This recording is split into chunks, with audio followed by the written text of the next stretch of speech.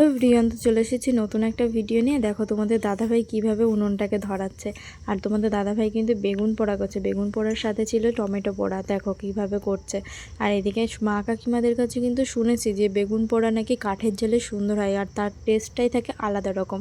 আর এদিকে দেখো দাদুদের অনেক দিন আগেকার পুরনো ঘর একটু দেখিয়ে দিলাম। কথা বলতে বলতে দেখো তোমাদের দাদাভাইয়ের বেগুন পোড়াটাও হয়ে গেছে। আর এদিকে দেখো বেগুনের খোসাগুলো ছাড়িয়ে নিচ্ছে।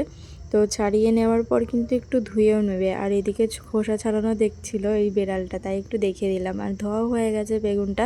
ধোয়ার পর ভিতরের দিকে দেখে নিচ্ছে যে পোকা আছে নাকি। অনেক সময় পোকা থাকে, সেজন্য দেখে নিল। ভিতরটা ফ্রেশই ছিল। তারপরে একটু মেখে নিচ্ছে পেঁয়াজ লঙ্কা, তারপরে একটু সর্ষের তেল দিয়ে লবণ দিয়ে মেখে নিয়েছে। আর তার সাথে গরম ভাত। কে কে এমন পোড়া বেগুন খাও প্লিজ কমেন্ট করে জানাতে কিন্তু ভুলবে না। আর এটার টেস্টই থাকে অন্যরকম, কিন্তু যারা খায় তারাই একমাত্র বুঝবে। একবার খেয়ে কিন্তু ট্রাই করে দেখতে পারো, দারুণ হয়েছিল।